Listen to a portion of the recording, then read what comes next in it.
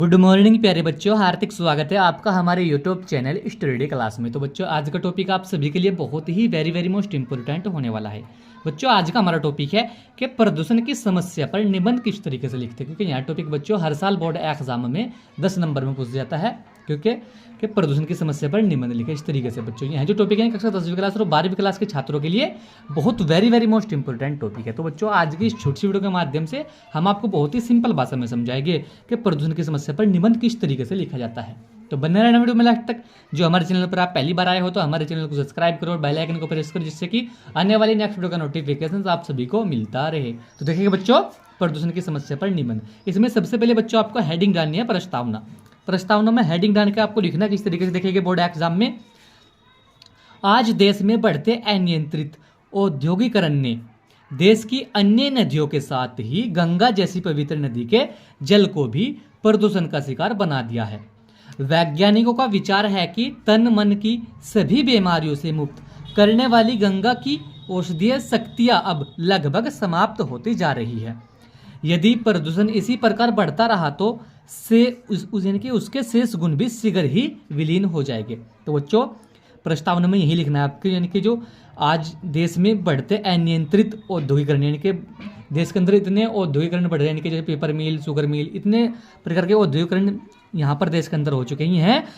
देश की अन्य नदियों के साथ ही गंगा जैसी पवित्र नदी के जल को भी प्रदूषण का शिकार बना देते हैं।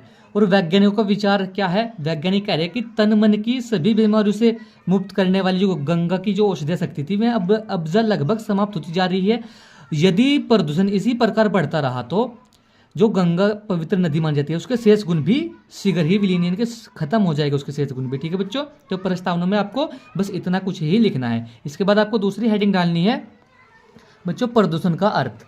तो प्रदूषण का अर्थ भी आपको थोड़ा सा बता देना है, क्योंकि यह भी थोड़ा लिखना जरूरी है। तो देखिए इसमें आपको किस तरीके से लिखना है, प्रदूषण का अर्थ आपको हेडिंग डालनी है। इसमें लिखना किस तरीके देखेंगे, विकास और व्यवस्थित जीवन क्रम के लिए जीवधारियों को संतुलित वातावरण की आवश्यकता होती है। संतुलित वातावरण में प्रति एक घटक एक निश्चित मात्रा में उपस्थित रहता है।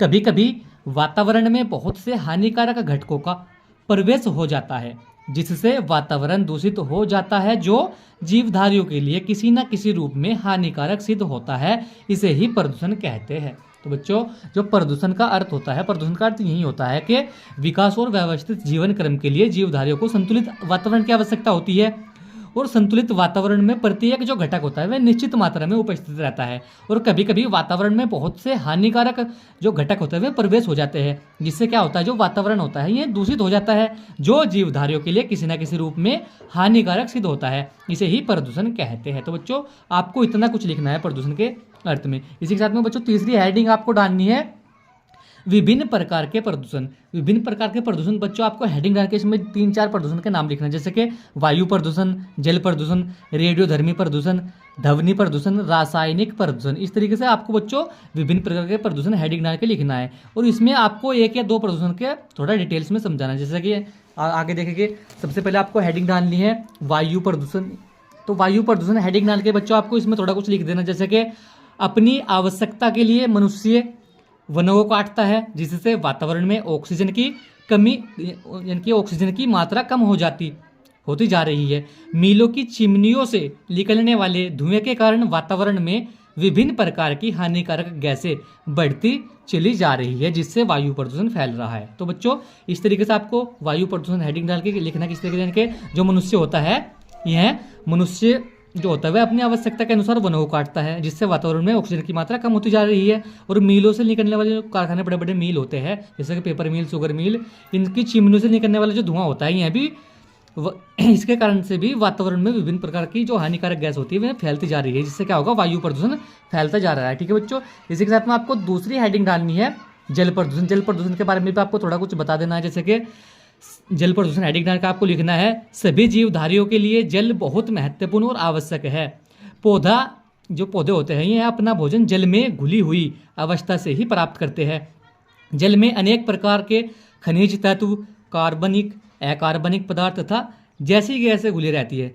यदि जल में यह पदार्थ आवश्यकता से अधिक मात्रा में एकत्रित हो जाते हैं तो जल प्रदूषित होकर हानिकारक हो जाता है। ठीक है बच्चों, तो जल प्रदूषण क्या होता है? जल प्रदूषण सभी जीवधारियों के लिए बहुत महत्वपूर्ण आवश्यकता है। ठीक है बच्चों, और जो पौधे होते हैं ये अपना भोजन जल में घुली अवस्था से ही प्राप्त करते हैं, क्योंकि जल में अनेक प्रकार के खनिज तत्व, कार्बनिक, अकार्बनिक पदार्थ तथा गैसें घुली रहती है। यदि जल में यह पदार्थ आवश्यकता से अधिक मात्रा में एकत्रित हो जाते हैं, कि जो कार्बनिक गैस, अकार्बनिक गैस होती है, जो खनिज तत्व होते हैं और भी अनेक प्रकार की इस जल में गैसें घुली रहती हैं, जब ये आवश्यकता से अधिक घुली जाती है तो क्या होता है, हमारा जो जल होता है ये दूषित हो जाता है। दूषित होकर क्या होता है, हानिकारक हो जाता है। तो यह भी एक बहुत वेरी वेरी मोस्ट इंपॉर्टेंट कार्य होता है, क्या, जल प्रदूषण का। तो बच्चों आज की वीडियो में यही था कि प्रदूषण की समस्या पर निबंध किस तरीके से लिखते हैं। हमने आपको बहुत ही सिंपल भाषा में समझा, क्योंकि यह टॉपिक बच्चों हर साल बोर्ड एग्जाम में 10 नंबर में पूछा जाता है। अगर जो आप इतना कुछ भी लिखे तो आपके 10 नंबर पक्का हो जाएगा, क्योंकि यह टॉपिक हर साल बोर्ड एग्जाम में 10 नंबर में पूछा जाता है। कक्षा 10वीं क्लास और 12वीं क्लास के छात्रों के लिए यह टॉपिक बहुत very very most important topic है। तो बच्चों आज की वीडियो में यही था। वीडियो कैसा लगा, वीडियो को लाइक कमेंट शेयर करें। मिलते हैं ऐसे एक लिए कॉन्टेक्ट में, तब तक के लिए bye bye, have a nice day.